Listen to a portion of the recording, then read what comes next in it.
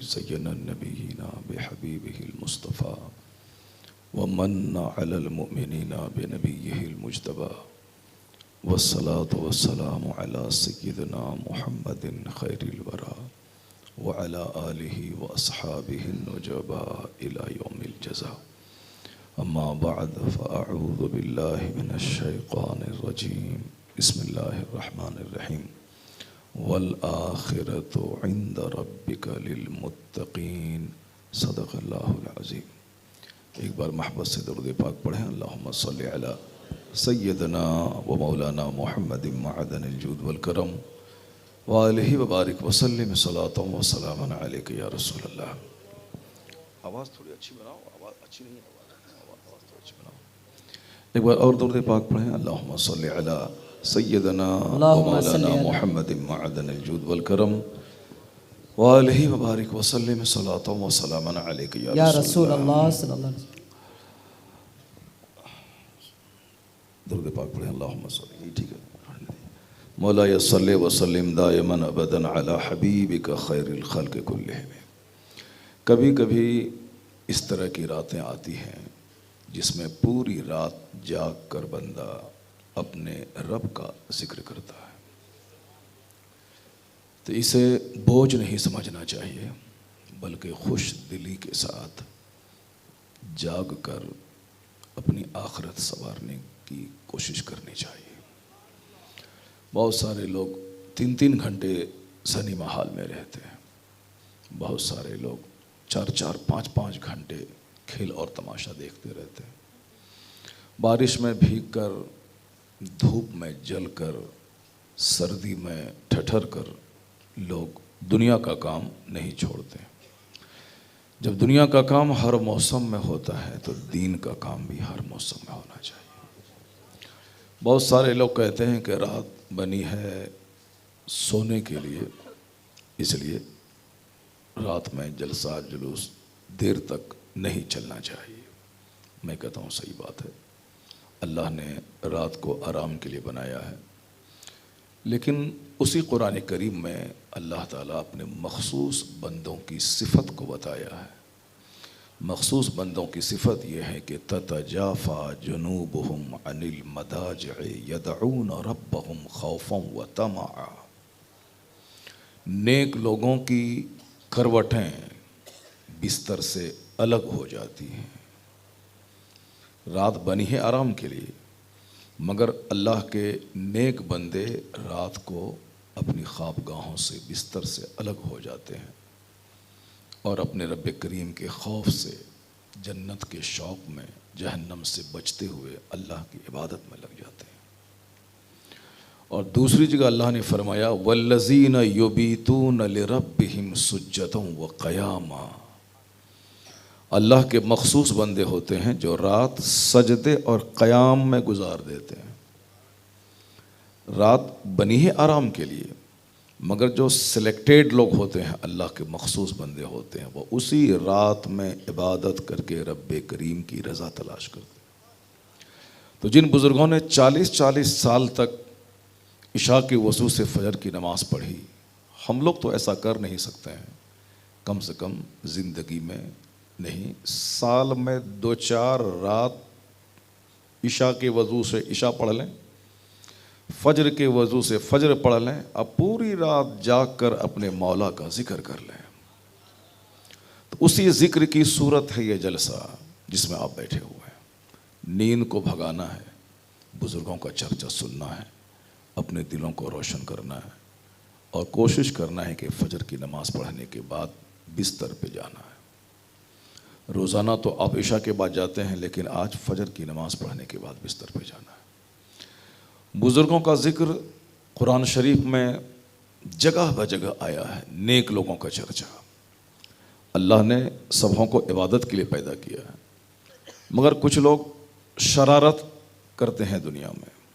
नेक लोग दरख्तों को देखते हैं तो खुदा को याद करते हैं, समंदर को देखते हैं तो खुदा को याद करते हैं, बाग को देखते हैं तो खुदा को याद करते हैं, अपने बाल बच्चों की सूरत देखते हैं तो खुदा को याद करते हैं, अपनी बीवी को देखते हैं तो खुदा को याद करते हैं कि इलाही बहुत सारे लोग हैं जो कुंवारे हैं जिनके पास बीवियां नहीं हैं, तूने अपने करम से मुझको बीवी अता की है, तेरा करोड़ों शुक्र और एहसान है।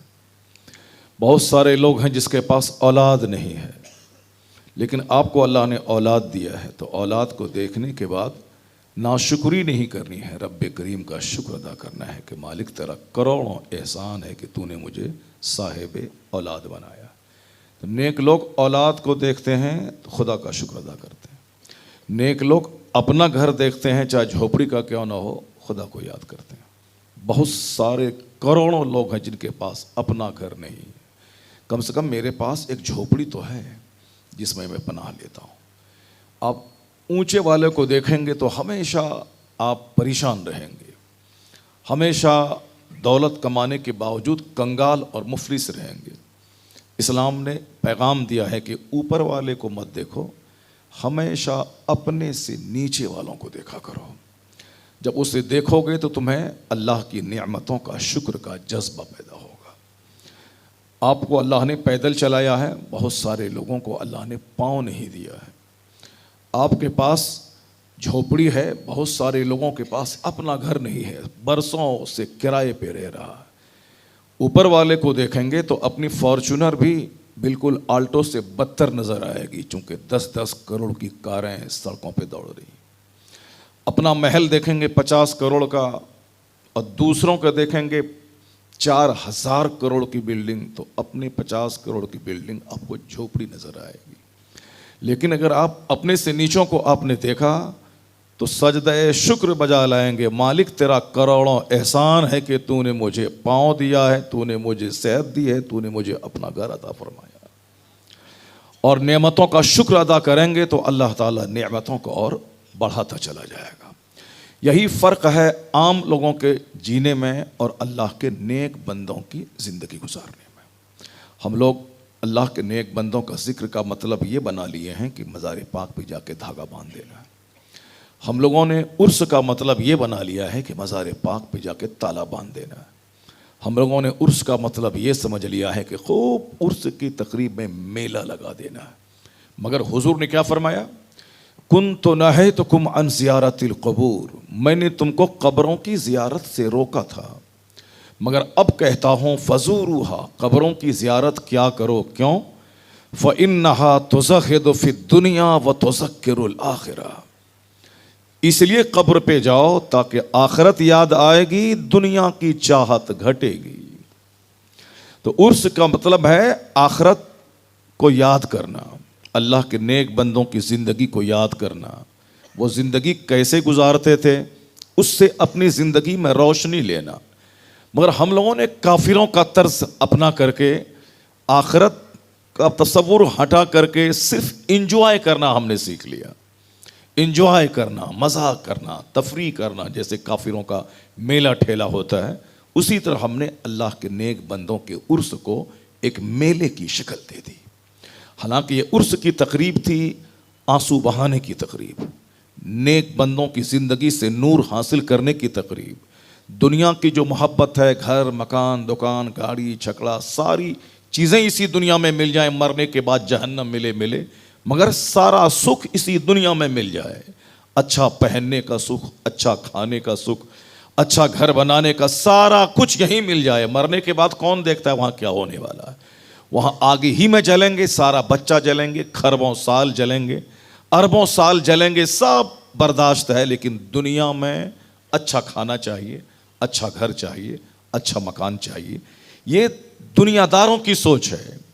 मगर बुजुर्गान दीन की सोच है कि दुनिया में फटी चप्पल में पहन के रहूं, दुनिया में किराए के घर पे मैं रहूं, दुनिया में मिट्टी की दीवार में रहूं, दुनिया में फुटपाथ पे रहूं, ये सब चलेगा। चूंकि दुनिया का 100 साल अल्लाह के नज़दीक 1 मिनट के बराबर है। अल्लाह के नेक बंदों की सोच है कि मरने के बाद जब मैं रब की बारगाह में जाऊंगा तो वहां का 1 दिन 50,000 साल के बराबर है। इसलिए दुनिया का आरजी सुख नहीं चाहिए, हमें आखिरत का सुख चाहिए। यही फर्क है हम में और अल्लाह के नेक बंदों में। वो हमेशा दुनिया से भागते रहे, वो हमेशा नमक रोटी खाते रहे, वो हमेशा फटा पुराना पहनते रहे, वो हमेशा मिट्टी की दीवार में रहे, दुनिया को अपने करीब आने नहीं दिया। अल्लाह ने जन्नत तो वहां उसको दिया, इस दुनिया में ये दिया कि बड़े बड़े अरबपति खरबपति नवाब 1-1 हज़ार बीघा जमीन के जोतने वाले उन लोगों को अल्लाह ने जलील किया कि उनकी कब्रों पे जानवर चरते हैं, उनकी कब्रों पे जानवर रेंगते हैं, मगर ये फकीर जो जी भर के खाया नहीं, जो जी भर के अच्छा कपड़ा पहना नहीं, जो खुद के घर में नहीं रहा, जो जंगलों में झोपड़ी बना के खानकाहों में रहे, अल्लाह ने उनको जन्नत तो वहां दिया, इस दुनिया में इस तरह इज्जतों से नवाजा कि दुनिया में जब तक रहे कि बादशाह उनकी चौखट पे हाजिरी देते रहे, और जब बादे विसाल अपनी कब्रों में चले गए तो अल्लाह उन फकीरों की कब्रों को मरजाए खलाइक बना दिया। तो वहां अब जानवर नहीं रेंगता है, वहां गुलाब चढ़ाया जाता है, चादरें चढ़ाई जाती है। यह इनाम है तर्क दुनिया का, यह इनाम है ज़ुहद का, यह इनाम है दुनिया को पसे पुश्त डालने का, यह दुनिया इनाम है दुनिया से अपना दामन बचाने का। जो भी दुनिया के पीछे भागेगा, अल्लाह ताला उनकी बीवी भी उनकी नहीं रहेगी, उनकी बीवी भी बागी हो जाएगी। जो सिर्फ दुनिया के पीछे भागेगा, उनके बच्चे भी उनके नहीं रहेंगे। जो सिर्फ दुनिया के पीछे भागेगा, मरने के बाद उनके बच्चे उनकी कब्र पे हाजिरी नहीं देंगे। आज खरबों-पति मर गए, उनका अपना बेटा मदरसे के बच्चों को बुलाकर कुरान खानी तो करवा देता है, मगर वो अपने बाप के जनाजे को पढ़ा नहीं सकता, वो अपने बाप की कब्र पे हाजिरी नहीं देता है। अरबों की प्रॉपर्टी छोड़ के बाप मरा, बेटा उनकी कब्र पे नहीं जाता है।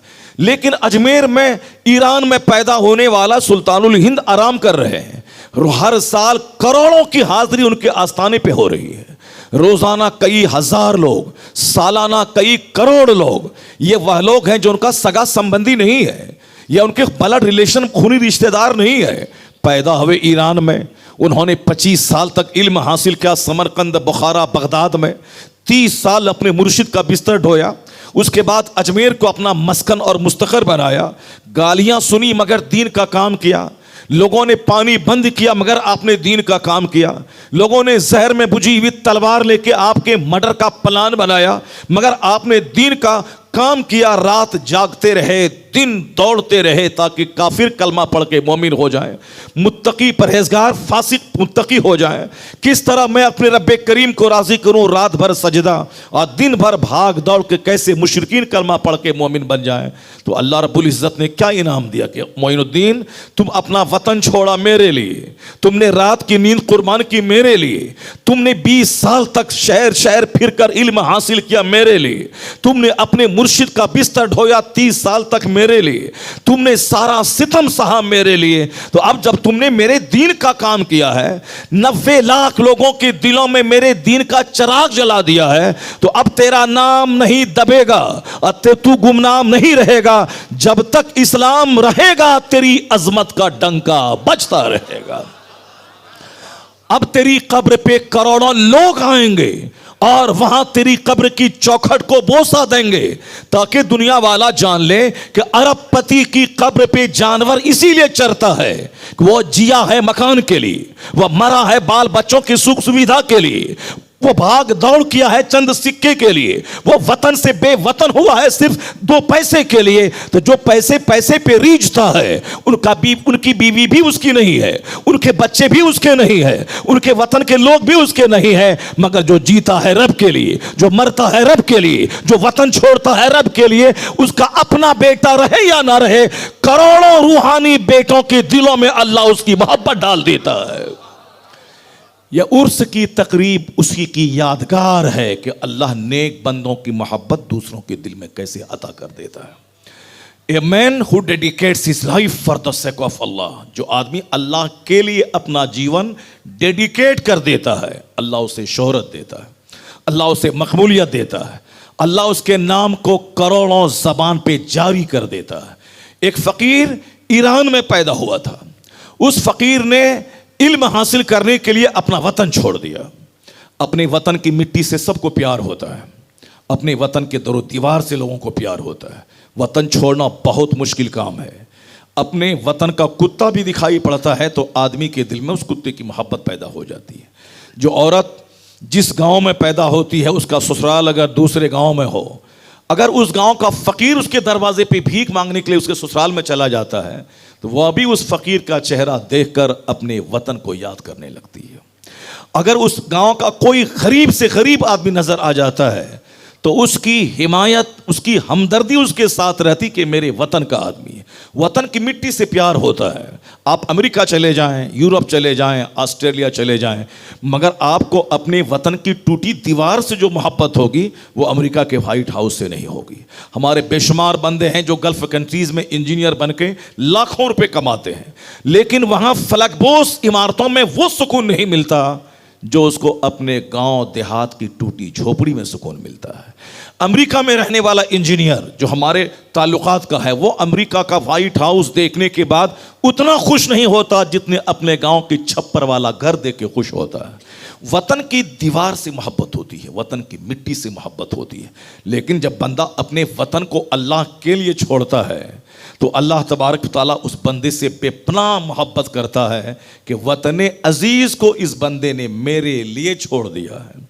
जब बंदा रब की खातिर अच्छी कमाई को छोड़ देता है तो अल्लाह उस बंदे से प्यार करता है। हजरत सुहैब रूमी गरीब थे, मक्का जब आए थे तो गरीब थे, उनके पास कोई माल नहीं था, लेकिन मक्का में मेहनत करके मुशक्कत करके उन्होंने बेपनाह दौलतें जमा की। इसी दरमियान आका अलैहिस्सलाम ने नबूवत का ऐलान किया।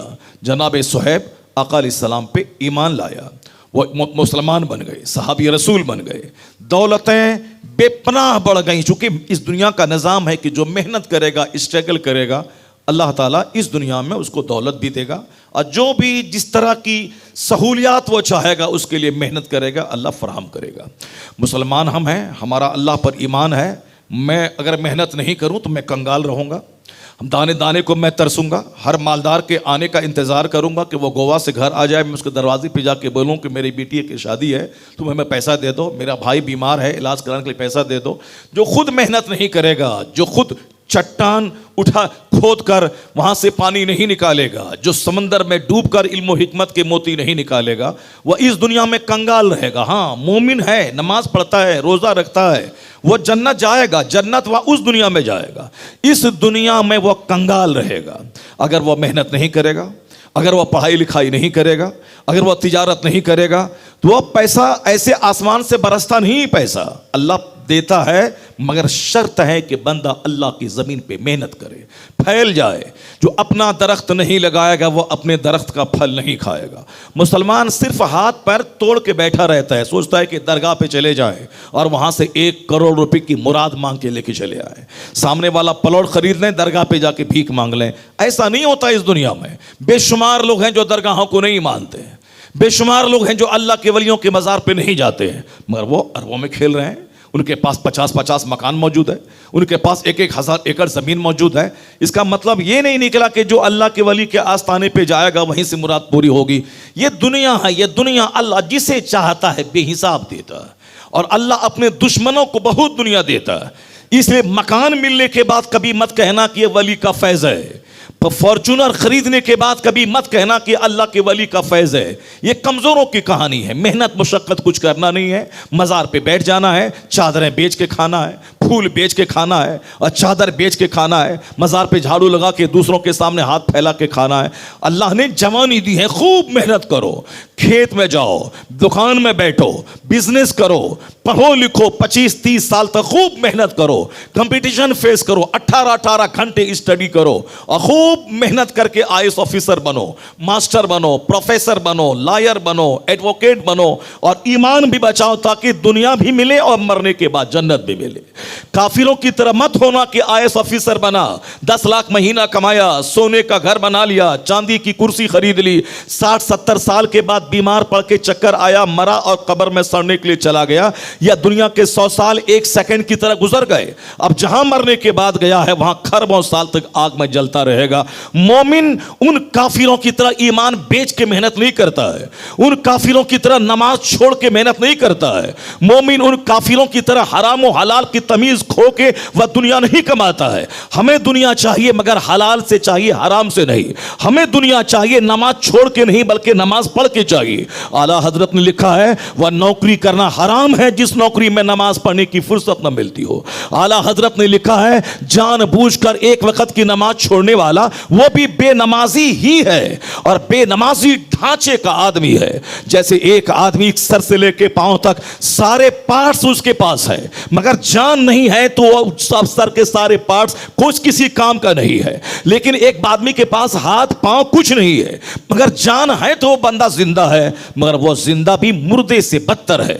जिसके पास जबान ना हो, जिसके पास आंख ना हो, जिसके पास पांव ना हो, जिसके पास हाथ ना हो। आला हजरत रज़ी अल्लाह तआला अन्हु कहते हैं कि जो बंदा ईमान लाता है वह मोमिन है, नमाज फर्ज है वो मोमिन है, लेकिन अगर नमाज नहीं पढ़ता है तो इसका मतलब है कि उसके पास नमाज का हाथ नहीं है, नमाज के पांव नहीं है, नमाज की आंख नहीं है, नमाज की जबान नहीं है। तो गोया एक ढांचे का मुर्दार से बदतर आदमी है कि रूह चल रही है, कानूनन उसे मुर्दा नहीं कहा जाएगा कि जान है, मगर वो जान भी किस काम की है जिसमें पांव ना हो, जिसमें हाथ ना हो, जिसमें आंख ना हो, जिसमें जबान ना हो, जिसमें कान ना हो, वो मुर्दे से बदतर है। उसी तरह बंदा कलमा पढ़ता है, मोमिन है, जब तक वह कुफ्र ना करे काफिर का फतवा नहीं लगेगा। लेकिन वो मुसलमान किस काम का जिसके पास नमाज का हाथ ना हो, रोजे का पांव ना हो, हज व ज़कात की जबान ना हो, वह बिल्कुल एक जान है, मुर्दा नहीं कहा जाएगा मगर मुर्दे से बदतर है वो, इसलिए कि उसके पास हाथ पांव जबान आंख कुछ नहीं है।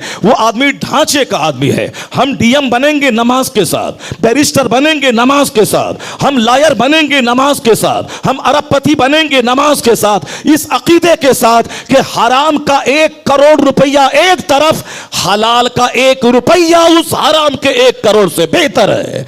इस अकीदे के साथ हमें दुनिया चाहिए, ना कि ईमान लुटा के दुनिया चाहिए, ना कि हमें नौकरी मेरे ईमान को लूट ले, ना कि किसी छोकरी का खूबसूरत चेहरा मेरे ईमान को लूट ले, ना कि किसी लड़के का चेहरा मेरी बेटी का ईमान लूट ले। जहां ईमान नहीं, दीन नहीं है, बुजुर्गों का चर्चा नहीं है, जहां आखिरत का जिक्र नहीं है, जहां सिर्फ रोजी रोटी कमाने का चर्चा है, वहां तो नौकरी के चलते आदमी ईमान बेच डालेगा, वहां तो लड़की के चलते आदमी ईमान बेच डालेगा, वहां तो मुलाजमत के चलते लड़का अपना ईमान बेच डालेगा, मुलाजमत के चलते लड़की अपनी ईमान बेच डालेगी।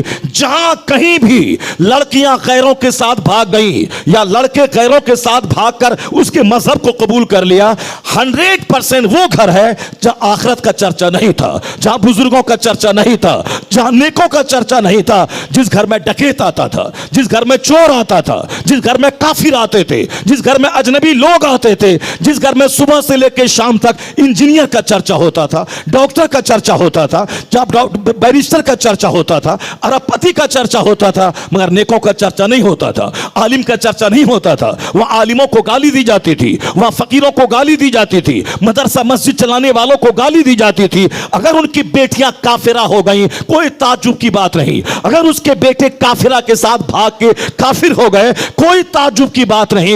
एक घराना बता दे जहां आलिमों का आना जाना हो, जहां मशाइख का आना जाना हो, जहां नेकों का चर्चा हो, वहां के घराने की बेटियां इस कदर ईमान में स्ट्रांग हो जाती है, आलिमों का सजदा देखकर, उनका जिक्र अस्कार देखकर, उनकी तस्बीहात पढ़ने को देखकर, उनके दुरूद पढ़ने को देखकर, उनके तहज्जुद व इशराक को देखकर इतना ईमान मजबूत हो जाता है कि वो अगर कोई काफिर 1 करोड़ का ख्वाब देख उनके सामने लाए और प्रपोजल करे, वो उसे ठोकरा के कहती है मैं तेरे चेहरे पे मैं थूक दूंगी, जिंदगी भर कुंवारी रह जाऊंगी मगर ईमान का सौदा नहीं करो। नारे तकबीर, नारे रिसालत। जहां ईमान लुट गया ये वही घर लुटा है जहां बुजुर्गों का चर्चा नहीं होता था, जहां नेक लोगों का जिक्र जमीन नहीं होता था, जिनके घर में डकैत आते थे आलिम नहीं आते थे, जिनके घर में चोर आते थे आलिम का आना जाना नहीं होता था।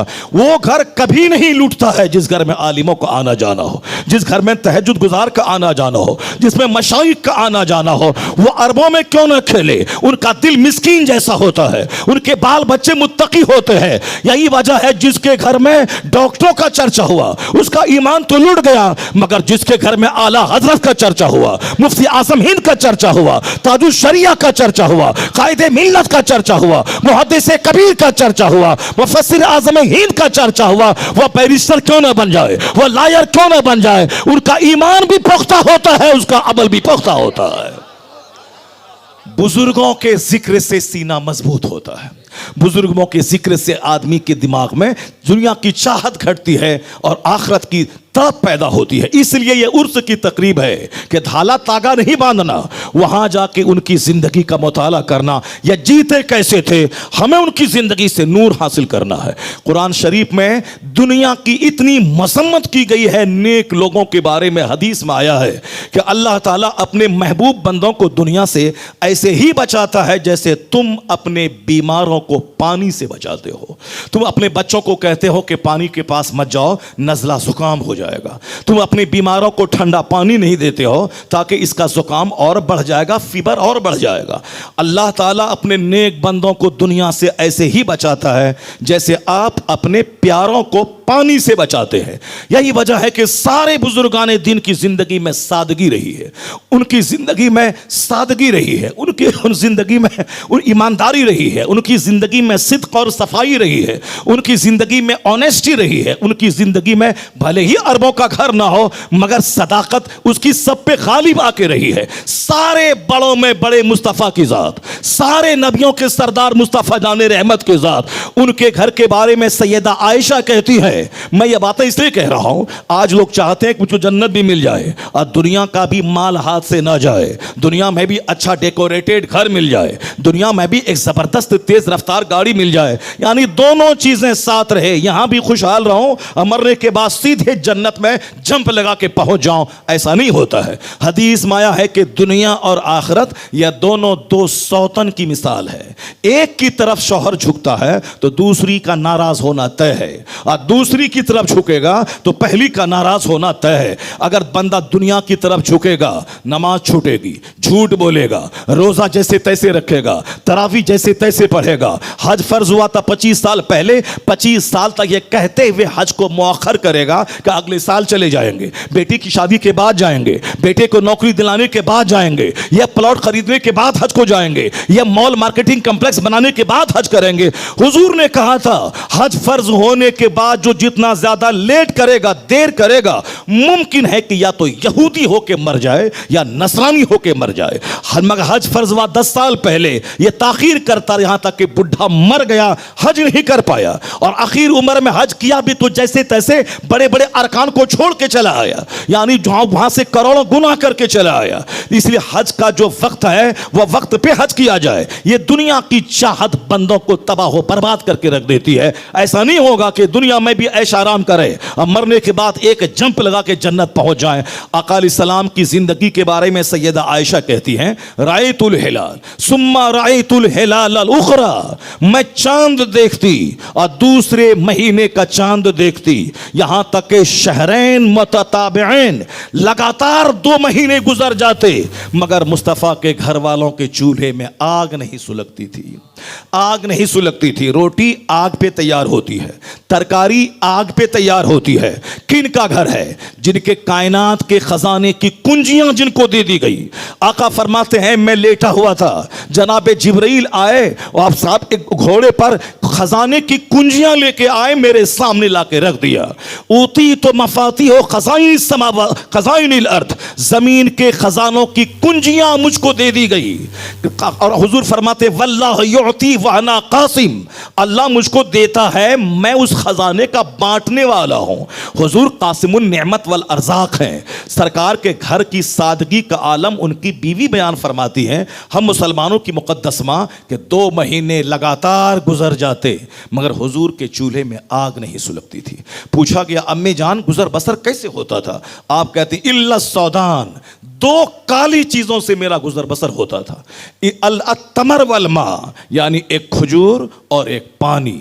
खजूर और पानी पे गुजर बसर होता था। कभी 2-4 दिन अपने चूल्हे में आग न सुलगा के आप भी जिंदगी गुजारिए, खजूर पानी पे गुजारिए, सत्तू पे गुजारिए। कभी 2-4 ऐसा सामान हो जो आज तैयार हो जाए, 5 दिन उसी को खा के गुजारिए। और अपने घर में इतना मोटा गद्दा हो, 50 केजी रुई वाला गद्दा, उसको हटा के कभी चटाई बिछा के सोइए और कभी मिट्टी पे सोइए। तब पता चलेगा कि सुन्नतों पे अमल करने से सीने में तसल्ली कितनी मिलती है, इत्मीनान क़ल्ब कैसे नसीब होता है। हुजूर की सुन्नतों पे अमल करने के बाद किस कदर सादगी अपनाने के बाद सुकून और सेटिस्फैक्शन मिलता है। यहां तो बिरयानी खाने के बाद भी दिल में आग लगी है, अरबों का घर बनाने के बाद भी दिल में आग लगी है, करोड़ों की गाड़ी पे चलने के बाद भी बेचैनी की आग में बंदा झुलस रहा है, गोरा चेहरा काला हो गया। यहां तक कि आदमी हाय हाय करता रहता है। 10 करोड़ की प्रॉपर्टी खरीदा, 5 करोड़ अपने पास, 5 करोड़ बैंक से लोन लिया। अब उसकी आमदनी घट गई तो साहब उसकी प्रॉपर्टी नीलाम होने का अंदेशा है। उसके घर में एसी भी लोन इंस्टॉलमेंट पे है, गाड़ी भी इंस्टॉलमेंट पे है, उनके घर का सारा सामान इंस्टॉलमेंट पे है। 1 करोड़ का बंगला है, 50 लाख बैंक से लोन लिया है। वो कभी खुश नहीं रहेगा। कर्ज में डूबा हुआ बंदा कभी खुश नहीं रहेगा। हुजूर फरमाते हैं जो अपने पीछे सिर्फ दुनिया का गम लगा लेता है, अल्लाह उसकी निगाहों के सामने गरीबी का दरवाजा खोल देता है, मुफलिसी का दरवाजा खोल देता है। वो चाहे जितना कमाता जाए हमेशा परेशान रहेगा। किसी भी वादी में जाके चकरा के मर जाए, अल्लाह को कोई परवाह नहीं है। वह खेत में मर रहा है कि खलियान में मर रहा है कि दुकान में मर रहा है कि गद्दी पे मर रहा है कि फ्लाइट में मर रहा है, क्या साहब फार्म हाउस में मर रहा है, कहीं भी मर जाए अल्लाह को कोई परवाह नहीं। मगर उसी हदीस में हुजूर ने फरमाया कि जो अपने पीछे दीन का गम लगा लेता है, मैं जन्नत कैसे जाऊं, खुदा को राजी कैसे करो, मैं दुनिया से दामन कैसे बचाऊं, मुस्तफा कैसे राजी हो जाए, मैं कैसे दीन का काम करूं, मैं कैसे मजहब की खिदमत करूं। हुजूर कहते हैं जो दीन का गम लगा लेता है, अल्लाह उसकी दुनिया का कफील और जिम्मेदार हो जाता है। अल्लाह वहां से रोजी देता है जहां से बंदा सोच नहीं सकता है। सरकार आला हजरत को कोई गवर्नमेंट जॉब नहीं था, उनके बेटे मुफ्ती आजम हिंद को गवर्नमेंट की नौकरी नहीं थी, उनके बेटे हुज्जतुल इस्लाम को गवर्नमेंट की नौकरी नहीं थी, हुज्जतुल इस्लाम के बेटे मुफस्सिर आजम हिंद को गवर्नमेंट की नौकरी नहीं थी, मुफस्सिर आजम हिंद के बेटे ताजुल शरिया मिस्र से पढ़ के आए, उनको गवर्नमेंट की नौकरी नहीं थी, उनके बेटे अल्लामा अज़द रजा खां को कोई गवर्नमेंट की नौकरी नहीं है। मगर बंबई का खरबपति उतना आराम और इज्जत से नहीं रहता है जितना आला हजरत का शहजादा रहता है, जितना उसका बेटा रहता है, जितना उसका पोता रहता है। अजमेर में चादरें बेचकर वह साहब पेट पालने वाला, वो क्या जाने रजा किसका नाम है, वो क्या जाने ताजुल शरिया किसका नाम है। फूल बेच के पेट पालने वाला, चादर बेच के पेट पालने वाला, हाथ में धागा, पांव में लोहे का कड़ा पहनने वाला, वो क्या जाने रजा किसका नाम है। रजा ने दुनिया नहीं खरीदी है, रजा ने किताबें लिखी है, इस्लाम बचाया है। मुफ्ती आजम हिंद ने फतवा लिखा है, इस्लाम बचाया है। उनका बेटा हुज्जतुल इस्लाम फतवा लिखा है, किताबें लिखी है, अमरे बिल मारूफ किया है, इस्लाम बचाया है। उनका पोता मुफस्सिर आजम हिंद वो फूल नहीं बेचा है, किताब लिखा है, मदरसा मंजर इस्लाम कायम किया है, दीन बचाया है। उनका बेटा ताजुल शरिया वह गवर्नमेंट की नौकरी नहीं की है, चादर नहीं बेचा है, आला हजरत के मजार पे फूल बेच के नहीं पेट पाला है, किताबें लिखी है, फतवा लिखा है। ऐसा लिखा कि अल्लाह ने 10 करोड़ लोगों को उनके दामन में दे दिया। वो इकलौता मुर्शिद, 10 करोड़ से ज्यादा लोग जिनके मुरीद हो, वो ताजुल शरिया जाते जाते दुनिया वालों को बता दिया। जो मकान के पीछे पागल हो उसका कोई नहीं होता, जो गाड़ी के पीछे पागल हो उसका कोई नहीं होता, जो सिर्फ दुनिया के पीछे पागल हो उसका कोई नहीं होता। लेकिन जो फेसबुक से बचता हो, इंस्टाग्राम से बचता हो, जो शोहरतों से बचता हो, अखबारात में तस्वीर छपाने से बचता हो, लेकिन बातें विशाल कई करोड़ लोग उनके जनाजे में हाजिर होकर बता दिया कि जब मादी ताकत अंगड़ाई लेती है वह चूर चूर हो जाती है, और रूहानी ताकत जब अंगड़ाई लेती है तो करोड़ों लोगों के दिल को अल्लाह उसकी तरफ माइल फरमा देता।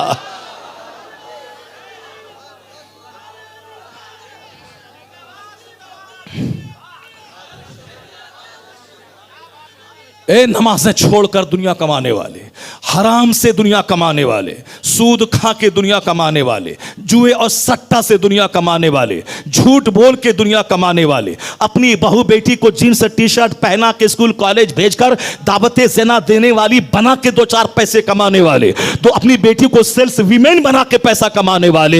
ये दुनिया जलील से जलील है, तुम्हें जलील कर देगी। वह लोग खुशनसीब है जो भूखे रहते हैं मगर दीन बचाते हैं, झोपड़ी में रहते हैं दीन बचाते हैं। इसलिए हुजूर ने कहा जो दीन का गम लगा लेता है अल्लाह वहां से रोजी देता है जहां से बंदा सोच नहीं सकता है।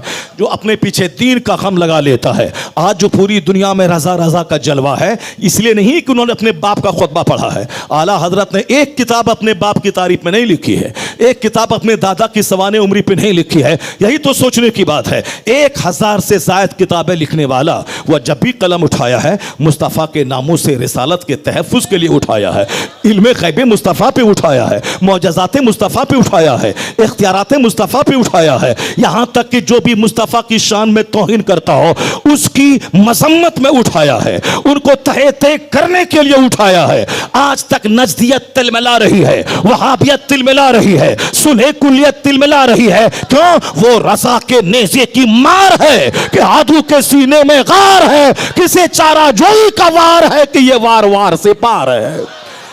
रज़ा ने वो नेज़ा मारा है कि आज नजद बर्बाद हो गया, आज देवबंद और सहारनपुर तबाह बर्बाद हो गया। बड़ा घमंड था अपने बड़े मदरसे पर, बड़ा नाज था अपने मुरीदों की जंजीरों पे, बड़ा नाज था अलीगढ़ के खुद साख्ता दानिश्वरों को, अपनी यूनिवर्सिटी की तालीम पे बड़ा घमंड था। लेकिन जिन लोगों ने रज़ा के नाम को मिटाना चाहा, जिसने रज़ा को खान कह के शान घटाई, पठान कह के शान घटाई, रज़ा को जिद्दी कह के शान घटाना चाहा, रज़ा को गसीला पठान कह के शान घटाना चाह, सतही इल्म रखने वाला मामूली दर्जे का आलिम कह के उनको डुमरलाइज करना चाहा। लेकिन आज क्या हुआ?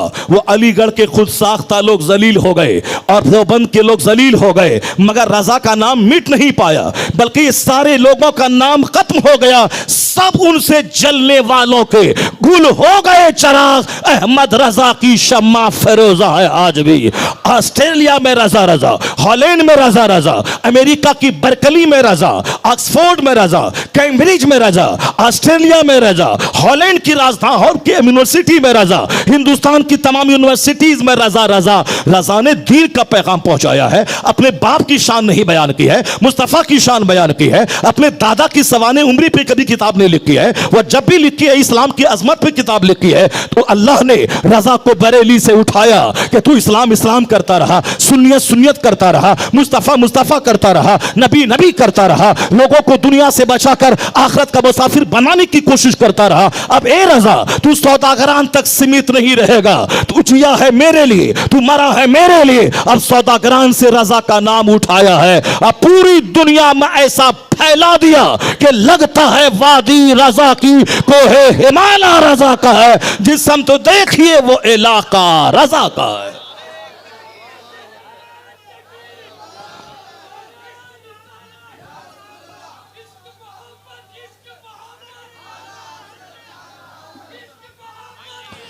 आला हजरत ने 1 बीघा ज़मीन नहीं खरीदी है, आला हजरत ने शानदार महल नहीं बनाया है, आला हजरत ने हमेशा तरकी दुनिया करते रहे, हमेशा ज़ुहद से काम लेते रहे, हमेशा सादगी पसंद रहे, सादगी से काम लेते रहे। यही काम उनके दोनों बेटों ने किया, हमेशा सादगी पसंद रहे, पेचीदगी में नहीं पढ़े। पेचीदगी में पढ़ने वाला उनका दिल हमेशा बेचैन रहता है। पेचीदगी में यानी खूब अच्छा खाना, अच्छा पहनना, घर में सामान का मॉल घर को बना देना, हर एतबार से परिपूर्ण यानी फुलफिलमेंट रहे, मकान, दुकान, गाड़ी, छकड़ा, बाल बच्चे, मुलाजमत, बीवी, बेटी, दामाद, हर एतबार से समाज का पौष आदमी कहलाए। आजकल सबकी ही तमन्ना होती है। वो आदमी हमेशा बेचैन रहता है, उसका दिल उजड़ा हुआ रहता है। वो कभी ऐसा दिन आता है कि वो जहर खा के मर जाता है।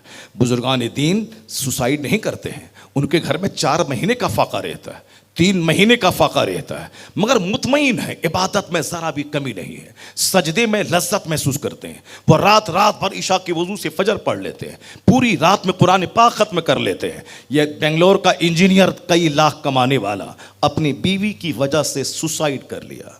सुशांत सिंह राजपूत बंबई में करोड़ों के फ्लैट में रहने वाला, कोरोना काल में फांसी के फंदे पे लटक के जान दे दिया। दिल्ली में आईएएस ऑफिसर यानी डीएम के रैंक का सर्विसमैन, उसने अपने घर में पंखे से लटक के जान दे दी। बंबई कलकत्ता में ममता बनर्जी की गवर्नमेंट का एक मिनिस्टर, मंत्री ऊपर से कूद के जान दे दी। ब्रिटेन का एक इंजीनियर 4 बच्चों के साथ मकान से छलांग लगा के जान दे दी। हिंदुस्तान में राजस्थान के कोटा में, जिसको नीट और कोचिंग सेंटर का हब कहा जाता है, जहां साहब नीट की तैयारी करवाई जाती है, जहां आईटीआई सेक्टर के लोग तैयारी करने जाते हैं, वहां हर महीने 10 लाशें निकलती हैं वहां कोचिंग सेंटर से। क्यों लाशें निकलती हैं? इसलिए कि वहां सिर्फ दुनिया की हवस है, वहां दुनिया की हवस है। अगर सुकून और चैन सिर्फ पैसा कमाने में मिलता तो बेंगलोर का इंजीनियर कभी सुसाइड नहीं करता। अगर सिर्फ फिल्म में नाचने कूदने से सुकून मिल जाता है, जैसे हमारा जोकर और लोफर बच्चा स्कूल में क्या पढ़ाई का के जोकर की तरफ बाल रखने लगा, अपने हाथ में धागा बांधने लगा, अब फटा हुआ जींस पहनने लगा।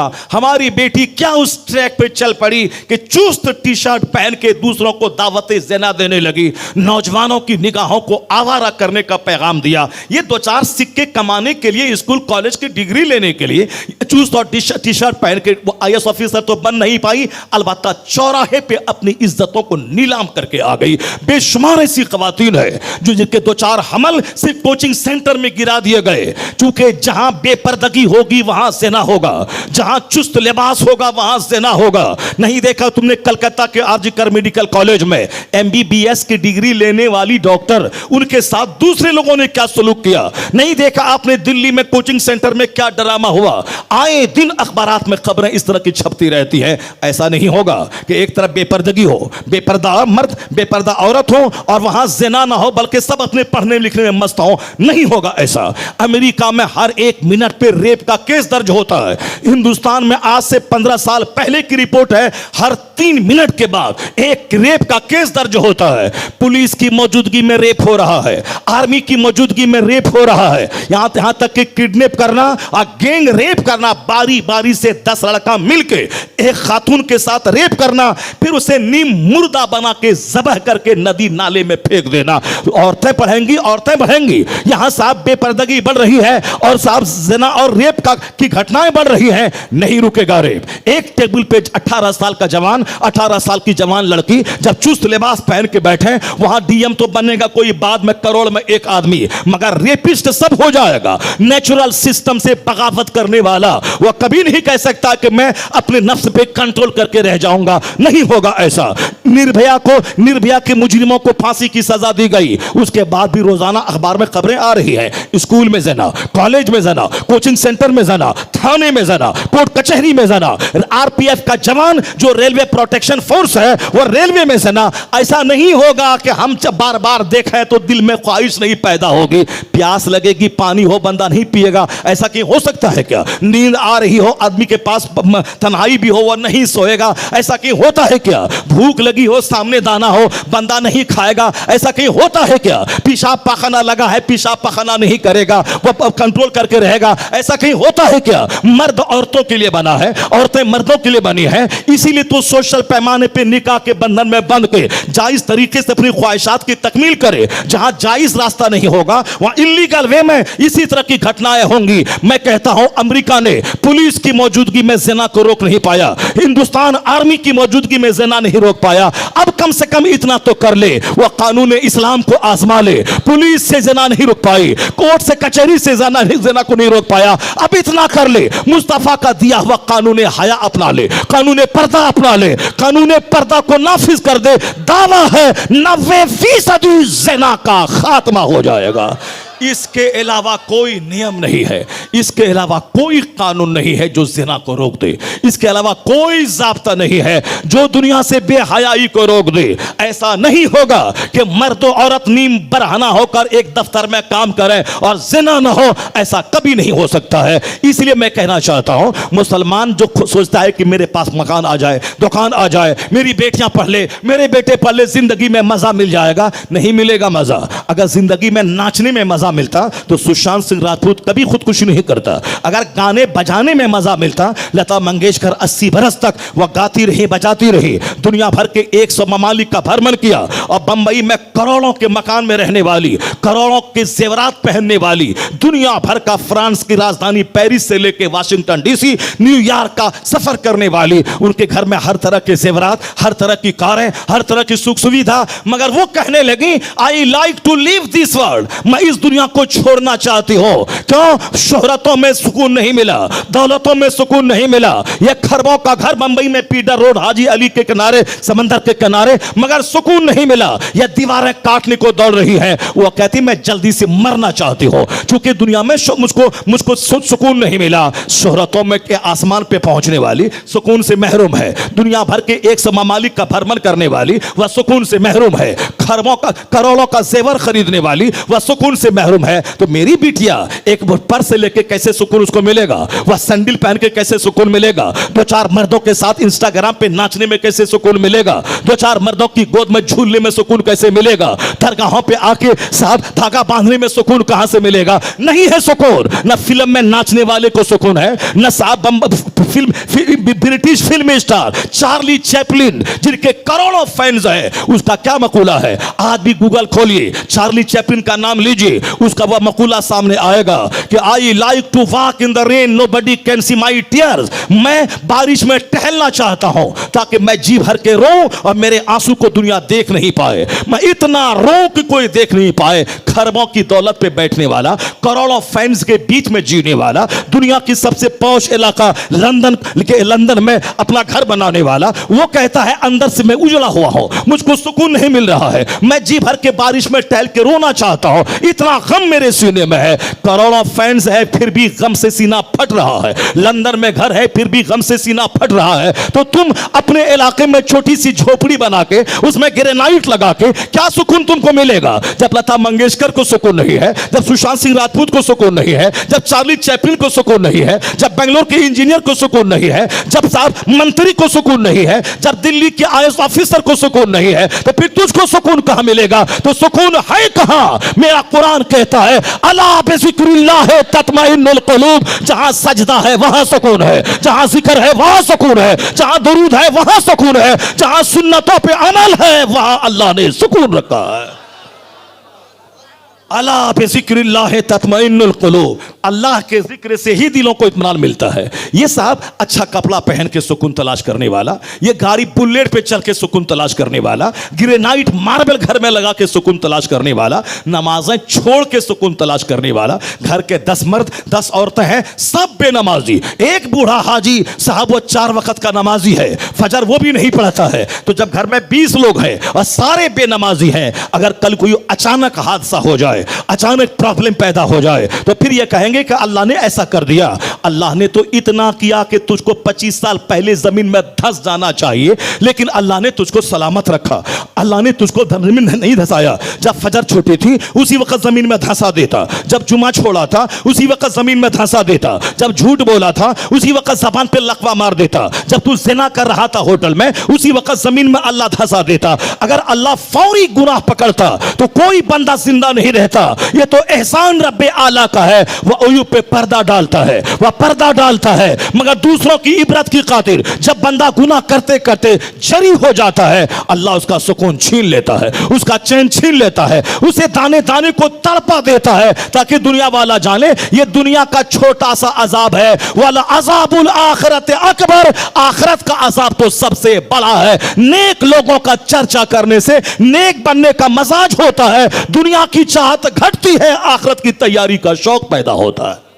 इसीलिए उर्स लगता है, इसलिए बुजुर्गान दिन की जिंदगी का मुताला होता है। पर हम लोगों ने इसको दूसरा रंग दे दिया, रंग दे दिया धागे का, रंग दे दिया तागे का, रंग दे दिया चादर पोशी का, रंग दे दिया, रंग दे दिया चादर की बाड़ लगाने का। आला हजरत फाजली बरेलवी के सीने में इस्लाम का दर्द था, सुन्नियत का दर्द था। वह चाहते थे कि हमारे बाल बच्चे लिखें पढ़ें, वह चादर बेचने वाला मुजाविर ना बने, वह किताब लिखने वाला मुसन्निफ बन जाए, वह खतीब बन जाए, वह फकीह बन जाए, अमरे बिल मारूफ करने वाला बन जाए, वह कब्र की चादर बेच के ना खाए, वह दरसगाह में बच्चों को आलिम बना के खाए, वह किताबें लिख के खाए, वह इमामत करके खाए, अमरे बिल मारूफ करके खाए, वह चादर नहीं बेचे, वह किताब लिखे, फतवा लिखे, करोड़ों का ईमान बचा के दुनिया में जिंदा रहे।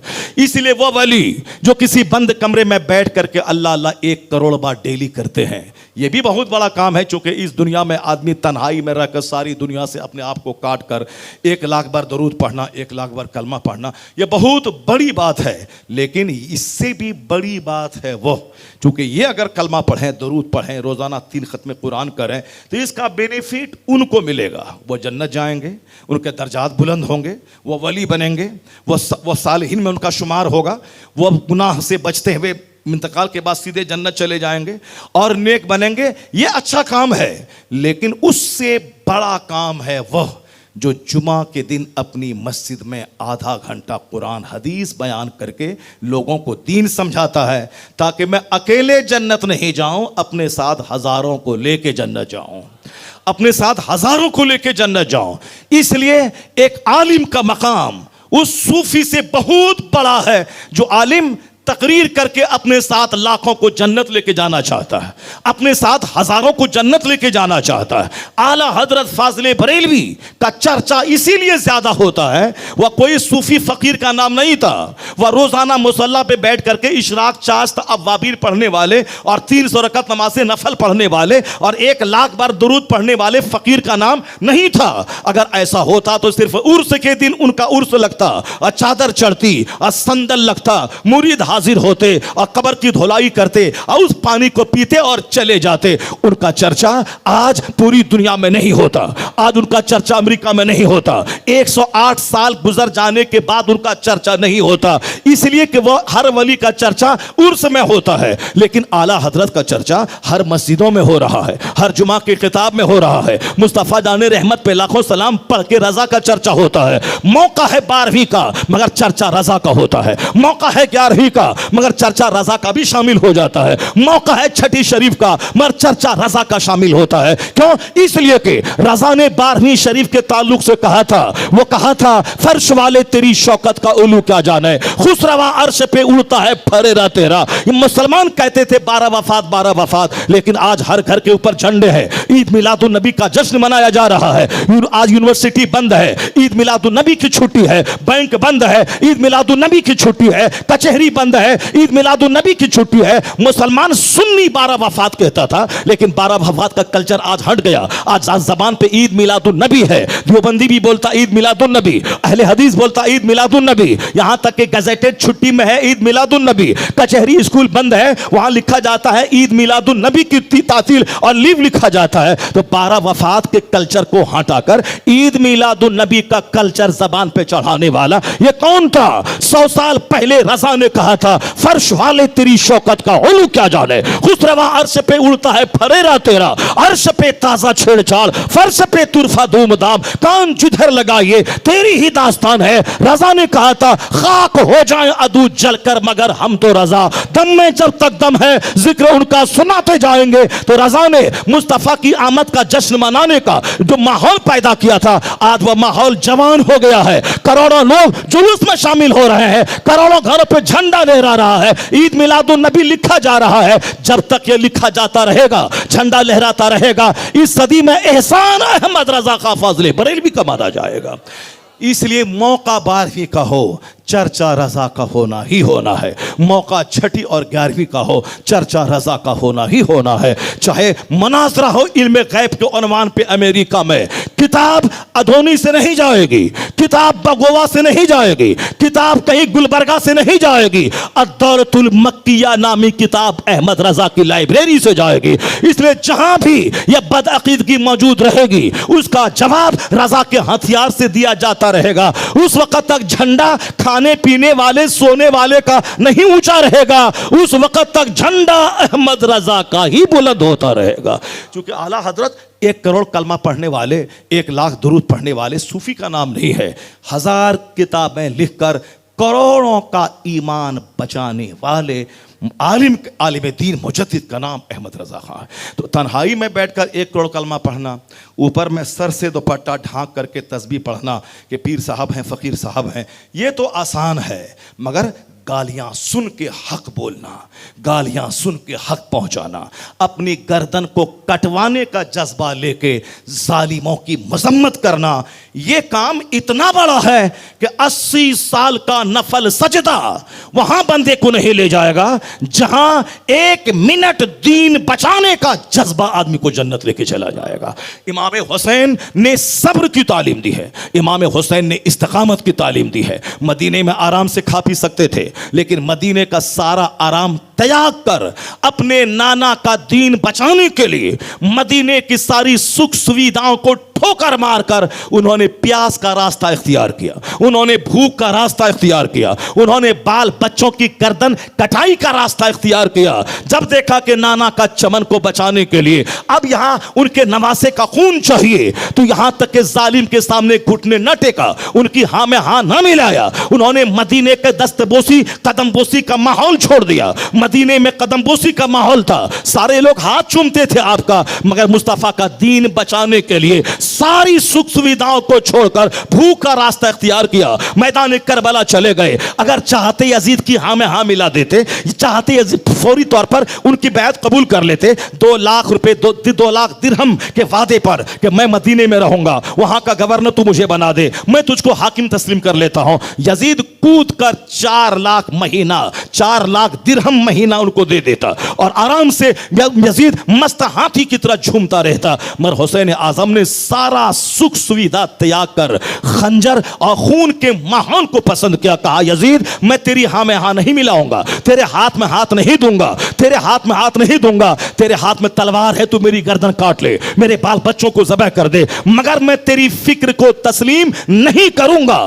तीर चला, तलवार चली, हजारों तीरों के साए में आपने जालिम के समर्थन में हाथ नहीं दिया, हाथ बचाकर जमीन बचाकर अपनी गर्दन कटा दी, मगर जमीन का सौदा नहीं किया। जालिम के हाथ में हाथ नहीं दिया, गर्दन कट गई, बाल बच्चे कट गए, सारा कुंबा लूट गया, मगर मुस्तफा की शरीयत को हुसैन बचा गए। तो हुसैन की कहानी बहादुरी की कहानी है, हुसैन की कहानी इस्तिकामत की कहानी है, हुसैन की कहानी सब्र की कहानी है, हुसैन की कहानी दुनिया लुटा के आखिरत बचाने की कहानी है, हुसैन की कहानी बाल बच्चों को कटवा के इस्लाम को कत्ले से बचाने की कहानी है। यह कोई फिल्मी कहानी नहीं है, यह कोई नॉवेल नहीं है, यह कोई अफसाना नहीं है, यह सीना कोबी का माहौल नहीं है, यह है सब्र का, इस्तिकामत सीखने की कहानी, सब्र सीखने की कहानी, दुनिया की खातिर आखिरत की खातिर दुनिया लुटाने की कहानी। अगर आज भी कोई हक बोल रहा है, तमाचा खा रहा है, हक बोल रहा है, गर्दन कट रही है, हक बोल रहा है, जगह छूट रही है, तो मालूम है इतना बड़ा काम है कि अगर कल क़यामत के दिन यह तमाचा खाने वाला,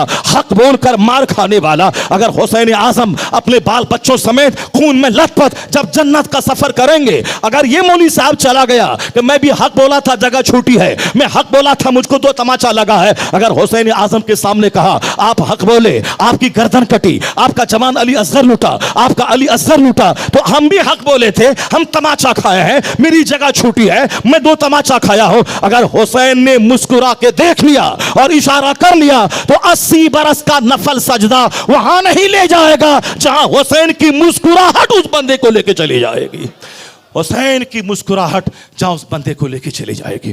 हुसैन की कहानी ये फिल्मी कहानी नहीं है, हुसैन की कहानी ये अफसाना नहीं है, हुसैन की कहानी रोने गाने की कहानी नहीं है, हुसैन की कहानी सब्र की कहानी है, इस्तिकामत की कहानी है, बहादुरी की कहानी है। हुसैन का नाम लेके रोएगा हिजड़ा, हुसैन पर हमें नाज है कि इमाम हो तो ऐसा, हमारा शहीद हो तो ऐसा। तमाम मुसलमानों को फख्र है हुसैन आजम की कुर्बानी पे। यह मातम करना, काला कपड़ा पहनना, ये आंसू बहाना, ये हंसा के रोला के कहानी फिल्मी अंदाज पे बयान करना, ये हुसैन की कहानी या फिल्मी स्टाइल में बयान करने की कहानी नहीं है। हुसैन की कहानी इस्तिकामत की कहानी, स्टेबिलिटी की कहानी, सब्र की कहानी, कुर्बानी की कहानी, सब कुछ लूटा के दीन बचाने की कहानी है। इसलिए हुसैन आजम का नाम रो के नहीं लिया जाएगा, सब्र से लिया जाएगा, सीना चौड़ा करके लिया जाएगा। हुसैन आजम की जिंदगी से नूर मिलता है, सब्र का नूर मिलता है, इस्तिकामत फिद्दीन का नूर मिलता है। जालिमों के नरगे में घिर के भी घिघियाने का नहीं, जान कटा के ईमान बचाने का हुनर वहां से मिलता है। यह है Hussain Azam. He was the greatest martyr of mankind. ये मैं नहीं बोलता, यूरोप का दानिश्वर कहता है। हुसैन सिर्फ मुसलमानों के शहीद का नाम नहीं है, हुसैन आजम तो इंसानियत मानवता के शहीद आजम का नाम है।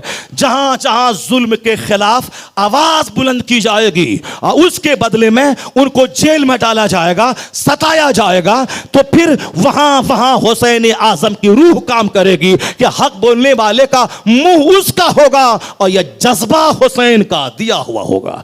तो बंद कमरे में इबादत करना, बंद कमरे में तिलावत करना, बंद कमरे में 100 रकअत नमाज नफल पढ़ना, ये और है। अपने सर को उखली में डालकर इस्लाम बचाना, ये और है। आला हजरत वो जाहिर सूफी का नाम नहीं है, वो अपने सारी ख्वाहिशात को कुर्बान करके न शानदार महल बनाया, न जबरदस्त जमीन खरीदी, बल्कि बाप की दी हुई जमीन की आमदनी से मदरसा बनाकर, मस्जिद बनाकर, किताबों को छपवाकर अहले सुन्नत व जमात पे जो एहसान किया, जो दीन बचाने का काम किया है, अल्लाह ने वही इनाम दिया है कि ए रजा, जब तक नबी का कलमा जारी रहेगा उस वक्त तक रजा रजा का खुतबा पढ़ा जाएगा कि तूने अपना सब कुछ तहफ्फुज़े नामुसे रिसालत के लिए लुटा दिया है। अब जब जब नबी का नगमा होगा, अहमद रजा की अजमत का खुतबा पढ़ा जाएगा।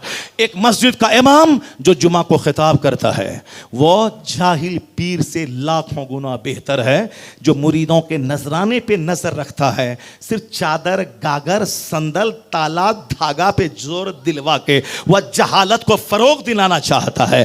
काला बाबा, हरा बाबा, लाल बाबा। हरा बाबा बनने के लिए हरा कपड़ा का जुब्बा, हरे कपड़े की पगड़ी, हरे कपड़े का तौलिया, अब हरा बाबा हो गए। अब काला बाबा, काला जुब्बा, काला गमछा, काली पगड़ी, काला सॉक्स, काला शूज, ये काला बाबा हो गए। ये काला बाबा, लाल बाबा, हरा बाबा बनना बहुत आसान है, मगर नहव सीखना मुश्किल है, फिक़ह सीखना मुश्किल है, ग्रामर सीखना मुश्किल है, इल्म मानी बदी सीखना मुश्किल है, फिक़ह सीखना मुश्किल है, कुरान हदीस सीख कर दूसरों का ईमान बचाना मुश्किल है। तो लाल बाबा कपड़ा पहन के बनता है और मुजद्दिद किताबें पढ़कर किताबें लिख के मुजद्दिद बनता है। तो काला बाबा ये ड्रेस 2 पैसा कमाने के लिए पहनता है और मुजद्दिद आजम सब कुछ लुटा के मुस्तफा का दीन बचाने के लिए अपने सर को उखली में डाल के लोगों के दिन की फिक्र में जीता है। इसलिए काला बाबा, उसके मुरीदीन उसको धकेल देते हैं और मुजद्दिद के 100 साल गुजर गए, वक्त गुजरता जा रहा है, उनके किताब पढ़ने वालों की तादाद बढ़ती जा रही है। तो लोग कहते हैं चादर बेच के पेट पालने वाला और है, किताबें लिखकर मुस्तफा का दीन बचाने वाला और है।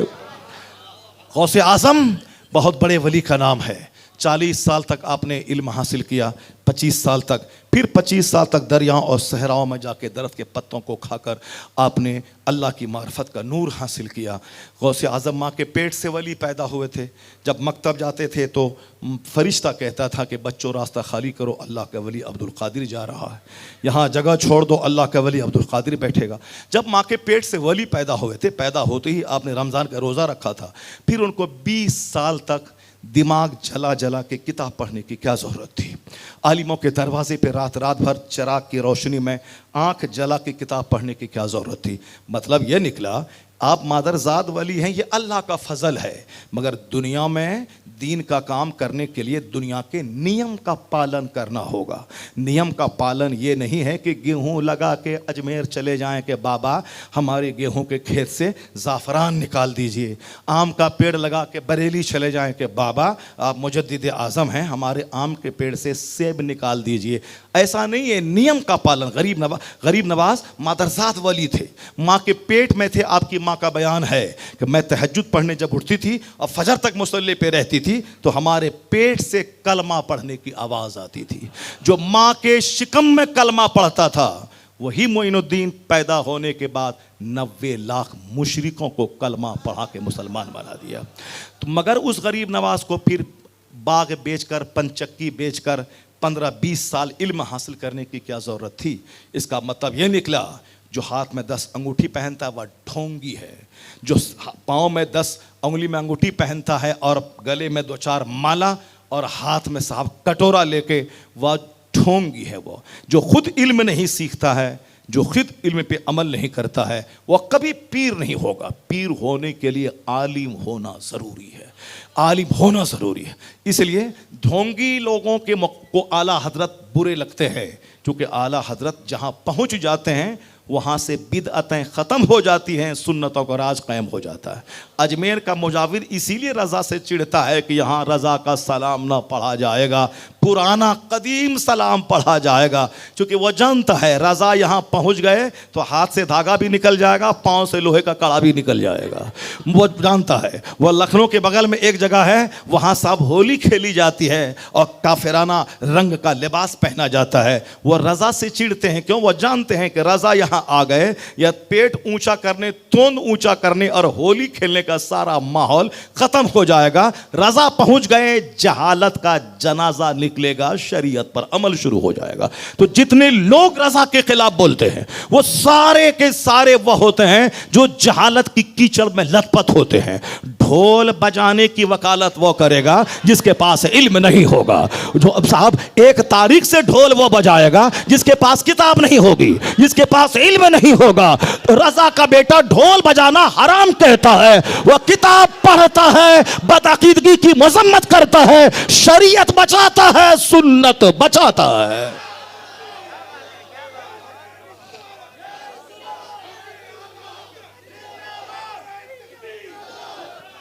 रज़ा का बेटा कुरान पढ़ता है, रज़ा का बेटा हदीस पढ़ता है, रज़ा का बेटा मंजर इस्लाम कायम करता है, रज़ा का बेटा जामिअतुर रज़ा कायम करता है। ताजुश शरिया इतने बड़े शेख का नाम है कि 1-1 करोड़ की कार लेकर आपके मुरीद हाजिर रहते थे। हुजूर कबूल फरमा लें। 15-15 लाख रुपए की थैली लेके रहते थे। हुजूर मेरे घर में फातिहा पढ़ दें, यह थैली आपको दी जाएगी। आप कहते थे रज़ा के बेटे को पैसा से तू नहीं खरीद पाएगा, रज़ा के बेटे को पैसा से नहीं खरीद पाएगा, नहीं जाऊंगा तेरे घर में। अरबपति जी मसोस के रह जाते, मगर ताजुश शरिया उनके यहाँ नहीं जाते और फकीर के घर चले जाते। जो 11 रुपए नजराना देता उसे भी ताजुश शरिया कबूल फरमा लेते थे। जो दीन का काम करेगा, ताजुश शरिया 100 रकअत नमाज नफल नहीं पढ़ते थे। ताजुश शरिया फिल्म के खिलाफ थे, फोटोग्राफी के खिलाफ थे, ताजुश शरिया हराम काम के खिलाफ थे। ऐसा नहीं कि इसका भी सांप का भी मुंह चूम लिया और सपेरा का भी मुंह चूम लिया, वहाबी की गोद में बैठ गया और सुन्नी की महफिल में भी आ गया। इस मुनाफिकत के खिलाफ ताजुश शरिया थे। वो कहते थे यकीर मोहकम दरगीर, एक दर पकड़ ले, मजबूती से पकड़ ले। वह दर मुस्तफा का है, बोल उन्हें माना उन्हें जाना, न रखा गैर से काम, लिल्लाहिल हम्द मैं दुनिया से मुसलमान गया। वह दरे मुस्तफ़ा को पकड़ ले, इसकी वकालत ताजुश शरिया करते थे। वो कहते थे मुनाफिक मत बन, सुलह कुल्ली मत बन, कि यह भी ठीक है वो भी ठीक है, गुस्ताख भी ठीक है, मुअद्दब भी ठीक है, गुड़ भी ठीक है, गोबर भी ठीक है, शराब भी ठीक है, शरबत भी ठीक है। ये नहीं चलेगी, शराब को शराब कहना होगा, शरबत को शरबत कहना होगा। ये ताजुश शरिया का ये काम था। वह 1 लाख रकअत नमाज पढ़ने वाले शेख नहीं थे। वह ऊपर से घूंघट डाल करके मुरीदों को धोखा देने के लिए वह तस्बीह गाने वाले ढोंगी नहीं थे, वह फतवा लिखने वाले थे। जब भी देखा दूसरे पीरों को, हाथ में अंगुली है, अंगुली में अंगूठी है, साहब काला कपड़ा है और गुटखा चबा रहे हैं, अखबार पढ़ रहे हैं, फिल्में देख रहे हैं। मुरीद बोलता है कि मेरा पीर रिमोट चला के चैनल बदलता है। ये बताइए कि कैसा पीर होगा जो रिमोट बदलता है? उसका मुरीद उसके रिमोट को बचाए हुआ है कि यह मेरे मुरीद पीर साहब के रिमोट इस्तेमाल करते थे, इसीलिए तबर्रुकन उस रिमोट को रखा जा रहा है। जहालत की इंतहा हो गई। फिल्म देखने वाला फिर भी उसको लोगों ने कुतुब बना दिया है। बंबई में सड़क के किनारे लुंगी में पखाना करने वाला, उसको बंबई का दलाल, उसको बंबई का कुतुब और कलंदर बना दिया है। यह कलंदर बाबा है, यह चरस पीने वाला, अफीम पीने वाला, गांजा पीने वाला, ताड़ी पीने वाला, शराब पीने वाला, लोगों ने उसको कुतुब बना दिया है। आज किसी चरसी की नहीं चलेगी, किसी ढोंगी की नहीं चलेगी, किसी शराबी की नहीं चलेगी। वो रजा के नेज़े की मार है कि आदू के सीने में गार है। अब चलेगा किसका? खतीब का चलेगा, इमाम का चलेगा, आलिम का चलेगा। आज जुमा का खुतबा जिंदा है, ईदैन का किताब जिंदा है, आज जलसा जिंदा है, फतवा जिंदा है, सगा जिंदा है, आलिम का सम्मान जिंदा है, आलिम की इज्जत जिंदा है, हक बोलने वाले का सम्मान जिंदा है। एहसान इस सदी में अहमद रजा का फाज़िल बरेलवी का है, जिसने इल्म का महत्व दुनिया को बताया, जिसने कुरान और सुन्नियत की अहमियत लोगों को बता दी और उलमाए कराम का वकार बुलंद किया। तुम इस गुटखा खोर को कहता है ये सबसे अच्छा है, पर मुस्तफ़ा किसको अच्छा कहते हैं? खैरुकुम मन तअल्लमल कुरान व अल्लमा। तुम में सबसे अच्छा वो है जो कुरान सीखता है, दूसरों को सिखाता है। सबसे अच्छा वो है जो कुरान सीखता है और दूसरों को सिखाता है। आज वो रज़ा का की जो धमक है दुनिया में, इल्म की धमक है, तकवा की धमक है, इश्क़ रिसालत की धमक है। अलीगढ़ का पढ़ा लिखा रज़ा का नाम दबाना चाहा, मगर वो खुद दब गया, रज़ा का नाम उभरता चला गया। नदवा दब गया, रज़ा का नाम बुलंद होता चला गया। सब उनसे जलने वालों के गुल हो गए चिराग। अहमद रज़ा की शम्मा फरोज़ा आज भी, आज उनका जलवा है। ये साउथ में रज़ा रज़ा का जलवा है, बिहार में रज़ा रज़ा का जलवा है, अमेरिका में खानकाह रज़विया, रज़ा मंजिल, रज़ा जामा मस्जिद, तौसीफ़ रज़ा, कमर रज़ा, एहसन रज़ा, मोहसिन रज़ा, रज़ा रज़ा करोड़ों नाम के साथ रज़ा।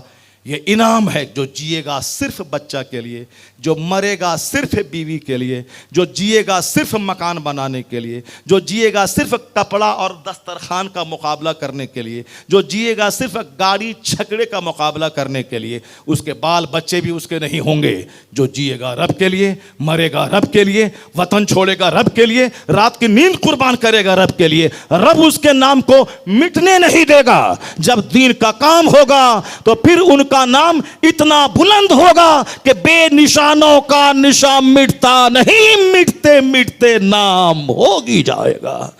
ऐ रज़ा हर काम का एक वक्त है, दिल को भी आराम हो ही जाएगा। इसलिए पैगाम आप तक ये पहुंच रहा है कि आप भी गाड़ी के पीछे, मकान के पीछे, कपड़े के पीछे, दस्तरखान के पीछे, सिर्फ इंजीनियर डॉक्टर बना के दो पैसा कमाने वाला नौकर बनाने के पीछे मत पागल होइए। दीन बचाइए, ईमान बचाइए, नमाज बचाइए, हज व ज़कात रोज़ा बचाइए, अपने बाल बच्चों का ईमान बचाइए। अपने बाल बच्चों को 50 फैक्ट्री बना के दे दें, क़यामत के दिन उतना बड़ा एहसान उस बच्चे पे आपका नहीं होगा। अगर आपने ईमान बचा के नमाजी बना दिया तो क़यामत के दिन सबसे बड़ा एहसान आपका बच्चे पे हो जाएगा। और हुजूर फरमाते हैं, मिन शर्रिन नास मनसिलतन यौमल क़यामा अज़हबा आखिरतहु बिदुनिया गैरिही। सबसे बुरा आदमी क़यामत के दिन वह होगा जो दूसरों की दुनिया बनाने के लिए अपनी आखिरत को बर्बाद कर दिया हो, जो दूसरों की दुनिया सजाने के लिए अपनी आखिरत को बर्बाद कर दिया हो। उससे बुरा आदमी अल्लाह के नज़दीक क़यामत के दिन कोई नहीं होगा। बीवी को पाला जाएगा अपना ईमान बचा के, बच्चों को लिखाया पढ़ाया जाएगा अपना ईमान बचा के, घर मकान भी बनाया जाएगा अपना ईमान बचा के, शादी ब्याह भी सादगी के साथ करी जाएगी अपना ईमान बचा के। ईमान लूटा के बर्बाद हो जाएगा, ईमान बचा के करने वाले का हर काम अल्लाह आसान बना देगा। अल्लाह तबारक व तआला हमको और आपको सबों को बुजुर्गान दीन के नक्श कदम पर चलने की तौफीक अता फरमाए, दुनिया से ज़्यादा जन्नत के शौक़ में जीने की तौफीक अता फरमाए। आमीन। व आखिर दाअवाना अनिल हम्दुलिल्लाहि रब्बिल